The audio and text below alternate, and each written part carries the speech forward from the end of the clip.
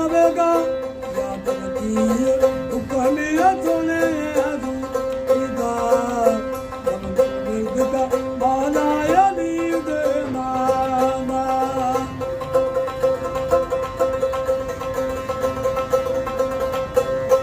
दुनिया के भी ऐसा में क्या ना कोई वे चली मैं खुदा भी मनती ना होई वे दुनिया के भी ऐसा में क्या ना कोई वे चली मैं खुदा भी मनती ना होई वे अली अली करेगा सदा राजी रहेगा याद रखी हुक्मिया सोने अजूदा माना यानी दे नामा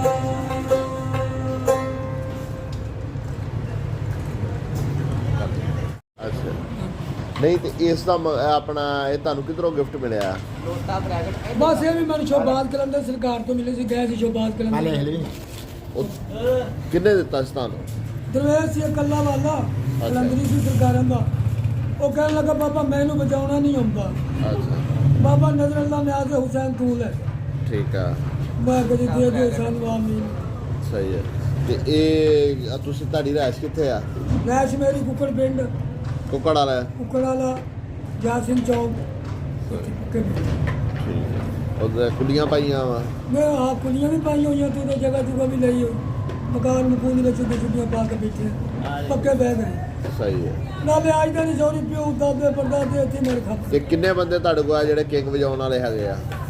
2 ਦਿਨ ਕਹਿ ਗਿਆ ਉੱਥੇ ਲੱਗ ਗਏ ਹਾਂ ਤੇ ਕਿੰਗ ਦਾ ਤੁਸੀਂ ਕੋਈ ਕਲਾਮ ਵੀ ਆਪਣਾ ਵਾਰਿਸ ਸ਼ਾਹ ਦਾ ਜਾਂ ਕੋਈ ਸੁਣਾ ਉੱਥੇ ਮੁਕਾਬਲਾ ਕਰਦੇ ਹੋ? ਹਾਂ ਮੁੜ ਕੁਝ ਜਿੱਦਾਂ ਮਾਹੌਲ ਹੈ ਵੈਸੇ ਮੈਂ ਤਾਂ ਜਿੱਦਾਂ ਤੁਹਾਨੂੰ ਬਜਾ ਕੇ ਸੁਣਾਇਆ ਨਾ ਉਹਨਾਂ ਮਲੰਗਾ ਇਦਾਂ ਨਹੀਂ ਸੁਣਿਆ ਬਜਾਉਣਗੇ ਸਹੀ ਸੁਣਾਉਣਗੇ ਵੀ ਪਰ ਕੀ ਇਦਾਂ ਦਾ ਮਾਹੌਲ ਨਾ ਹੋਵੇ ਹਾਂ ਸ਼ਾਇਦ ਤੂੰ ਮਲੰਗਾ ਆਵੇ ਨਾ ਤੂੰ ਮੂਹਰੇ ਵਾਲਾ ਇੱਥੇ ਸੱਦ ਕੇ ਚੈੱਕ ਕਰ ਲੈ ਤੂੰ ਆਪੇ ਆਖੇਂਗਾ ਬਾਬਾ ਸਹੀ ਕਹਿ ਗਿਆ ਸਹੀ ਹੈ ਸਾਡੀ ਗੇਮ ਹੋਣੀ ਇਹਨਾਂ ਦੀ ਹੋਈ ਕਿੰਨੇ ਸਾਲ ਹੋ ਗਏ ਤੁਹਾਨੂੰ ਵਜਾਉਂਦੇ ਆ? ਮੈਂ ਜੀ ਇਹ ਬਚਪਨ ਦੇ ਵਿੱਚ ਕੰਮ ਕੀਤਾ ਅੱਛਾ ਹੁਣ ਤਾਂ ਬੁੱਢੇ ਹੋ ਗਏ। ਅੱਛਾ ਕਿਸੇ ਨਿਆਣੇ ਨੂੰ ਵੀ ਇਹ ਦੁਬਾਰਾ ਦਿੱਤਾ ਤੁਸੀਂ? ਨਹੀਂ ਠੀਕ ਹੈ ਨਾਮ ਕੀ ਹੈ ਤੁਹਾਡਾ? ਨਾਮ ਮੇਰੇ ਜੀ ਅੱਲਾ ਯਾਰ ਮੇਰੇ ਨਾਮ ਬਲੋਚ ਹੋ? ਹਾਂਜੀ ਅੱਲਾ ਖੈਰ ਕਰੇ। ਅੱਲਾ ਯਾਰ ਤੁਹਾਡਾ ਨਾਮ ਆ ਤੇ ਬਰਾਦਰੀ ਕਿਹੜੀ ਹੈ? ਕੌਮ ਦਾ ਮੈਂ ਬਲੋਚ ਆ ਕੌਮ ਦੇ ਬਲੋਚ ਹੋ? ਹਾਂਜੀ ਠੀਕ ਉਹਦਾ ਦਰਵੇਸ਼ੀ ਲੈਣ ਫਿਰ ਸਾਡੀ ਮੁਰਸ਼ਿਦਾ ਸਾਨੂੰ ਦਿੱਤੀ ਹੋਈ ਹੈ ਠੀਕ ਆ। ਮੁਰਸ਼ਿਦ ਕਿਹੜੇ ਨੇ? ਮੁਰਸ਼ਿਦ ਸ਼ੋਬਾਜ਼ ਕਲੰਦਰ ਸਾਈਆਂ ਤੇ ਜਾਂਦੇ ਰਹਿੰਦੇ ਹਰ ਸਾਲ ਕਿਹੜੇ ਖਲੀਫਾ ਨੇ ਜਿਹੜੇ ਇਹਨਾਂ ਦੇ ਨਾਲ ਤੁਹਾਡਾ ਹੁਣ ਆਉਣ ਜਾਣ ਉੱਠਣ ਬੈਠਣ ਕਿਹਨਾਂ ਦੇ ਨਾਲ ਆ?